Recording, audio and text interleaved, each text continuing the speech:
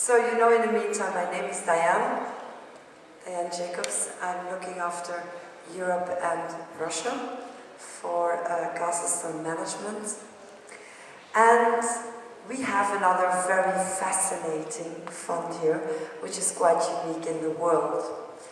Now, I don't know if you remember Marilyn Monroe singing "Diamonds Are a Girl's Best Friend." Well, so is art, because art I see as a kind of diamond. And if you want to look at it this way, we have no emotion about the gold. We have no emotion about the silver. You won't see me wearing a lot of gold, nor diamonds, because diamonds is art. But we look at it as an investment. So no emotion about it. There are some pieces in our modern art fund that I would say, gee, I'd love to have them at home, but that will not give me the most of benefit after a few years. So whatever you invest in for us is not an emotion. So it is a true value, as Marilyn Monroe said, a diamond, because also a diamond is a piece of art, it is not a precious metal. Castlestone has,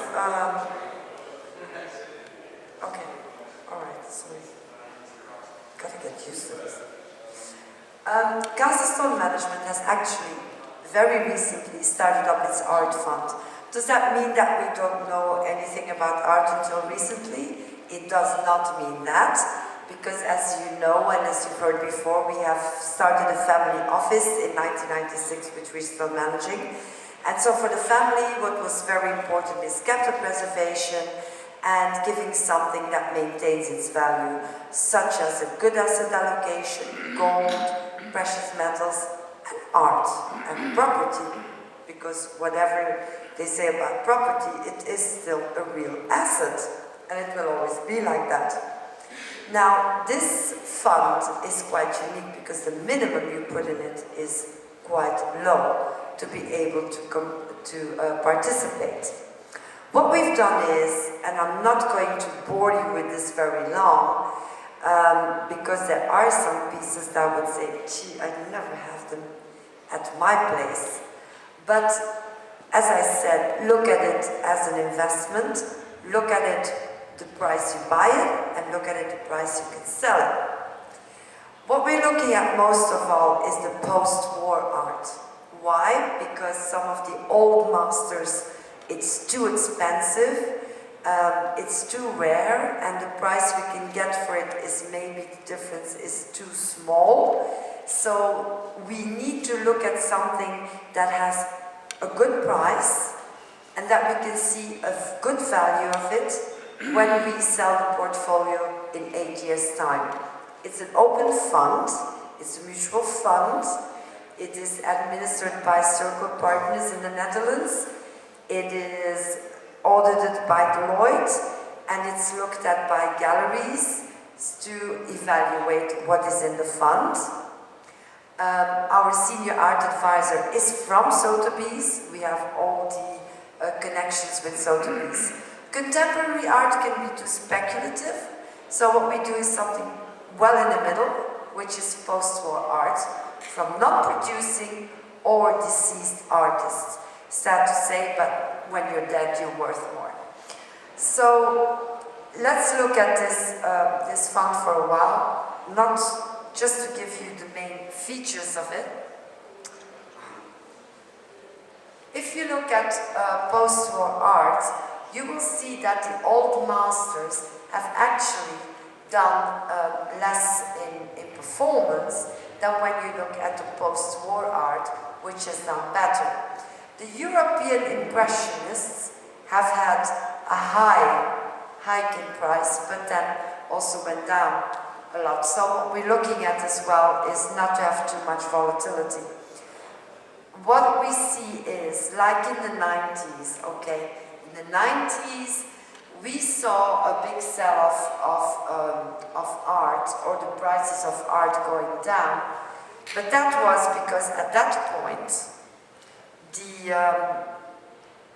the art prices,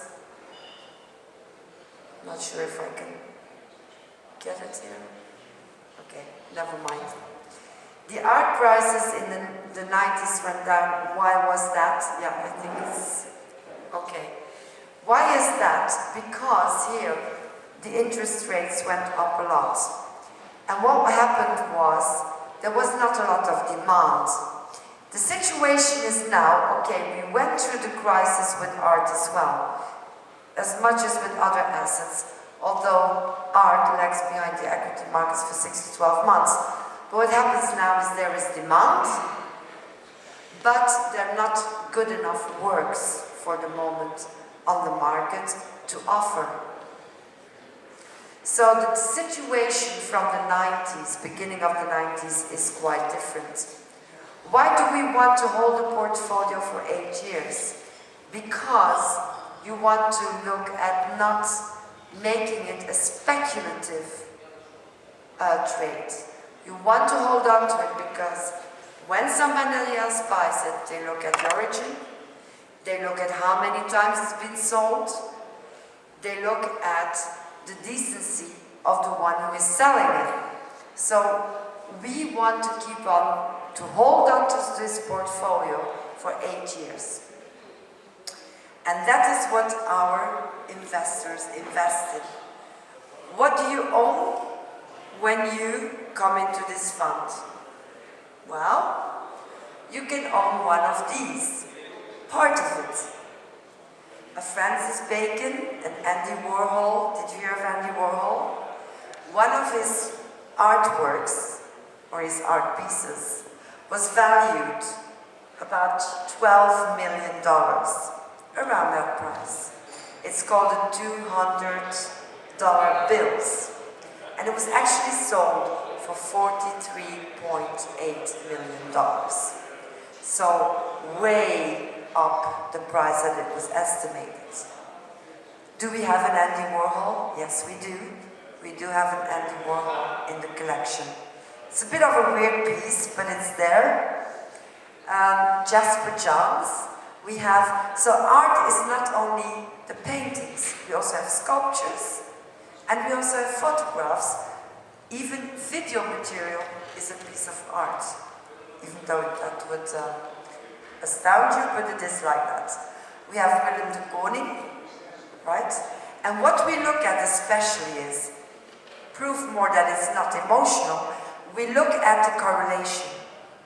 So we will only take 20% of the same kind of art, and not more than 25% of the same of the assets under management of the same artists. So we look at correlation as well. So we will pick those. We look at price, we look at the correlation, we look at the background, we look at the origin, and for that we have Constance Poubert, who is our senior art advisor, who's from Sotheby's, and Angus Murray himself, the founder of Castlestone.